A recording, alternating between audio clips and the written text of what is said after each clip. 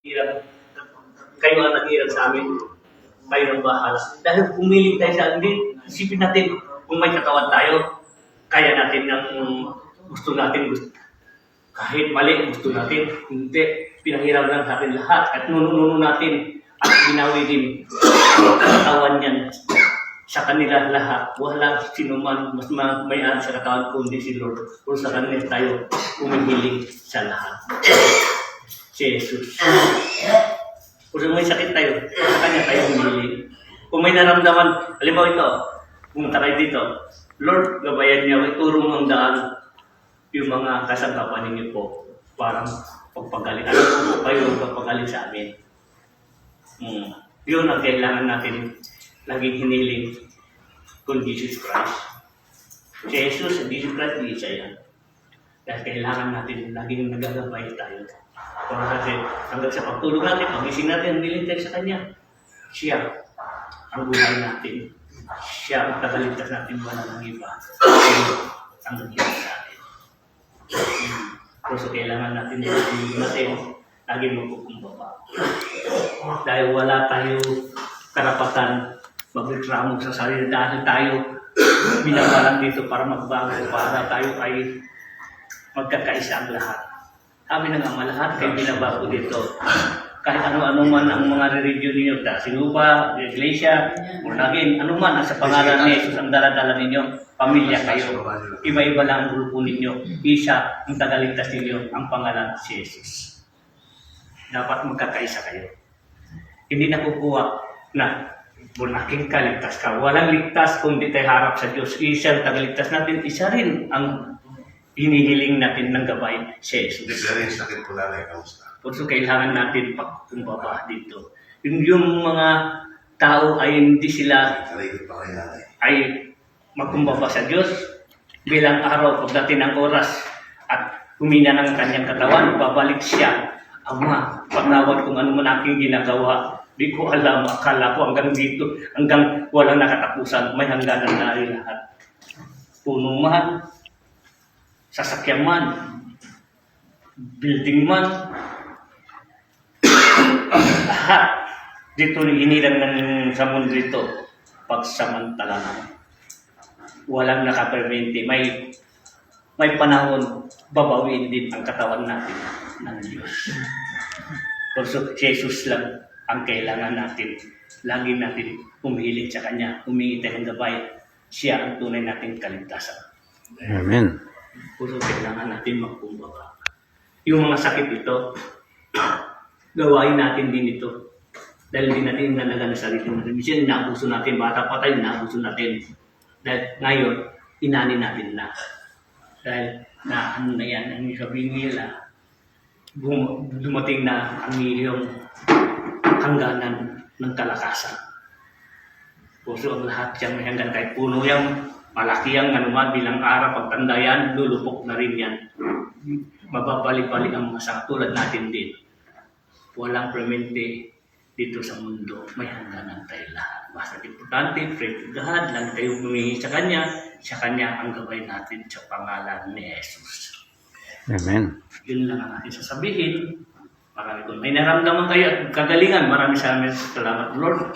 Dahil ang lahat man ang binigay niyo sa akin, alam ko po, mayroon pa ako naramdaman, alam ko po, mayroon pa kulang ako. At hihingi ako ng tawad sa iyo. Kayo ang nakakala kung ano man ang aking kasalanan. Ang mahalinisan niyo ang aking kaluban, ang kayong isipan, ang lahat man, ano man, naramdaman ko kayo ng mahal sa akin sa pangalan ni Jesus. Amen. Yun ang kailangan malakas. Okay, maraming Ang salamat. matapang, alagaan ang pamilya. Hindi matapang, ang matapang, segundo lang yan. Sinayang mo ang buhay mo, sinayang mo ang pamilya mo, ang kinabukasan ng anak mo, sinayang mo lahat. Ang tawag doon makasarili ka. Dahil ang kamatapang marami sa kulungan, kundi sa sementeryo. Sinayang niya ang buhay niya. Di niya alam. Sa bandang huli, pagsisisihan niya, Lord, nabigla ako. Hindi kang nabigla. Ang kayabangan mo, tumirang ka. Di mo alam ang kinabukasan ng anak mo, ng misis mo, yung mga kumo, yung mga sa sarili mo, sinayang mo lahat. Imbes kapiling mo sila. Lahat ang nagawa mo Iyan, parurusa yan ang maging ay pinaghihirapan at mangyari na iyak sinisingil ka na ang iyong ginagawa. Gusto ko lang matapang sa mundo, kung hindi ang tunay matapang, alagaan natin ang pamilya natin. Amen? Amen. Sige tayo. Maraming matapang. Marami akong kinausap. Sabi niya, bahala na.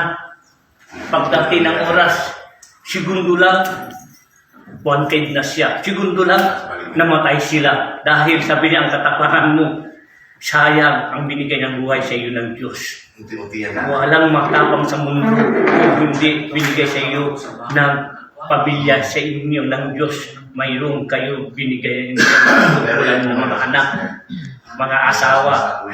Binigyan kayo ng katalinoan para magtrabaho. Hindi siya kayaman. Dahil minsan tayo, mayabang tayo. Ayaw tayo magpatukumbaba. Akala natin tayo bilang araw. Kung pinatulan natin, dalawang pupuntahan mo. Kung mapatay mo siya, sa kulungan ka. Kung napatay ka sa bilang napatay ka sa cemetery ka, sinong bida sa inyong dalawa? Meron ba? Mawawala kayo dito sa lupa. Tama, hindi? Tama. Also, ang lahat man ang nakaupo, kung ano man yung may katungkulan, pagkumbaba lang bilang araw, pag umalis ka na, malinis ang iyong record.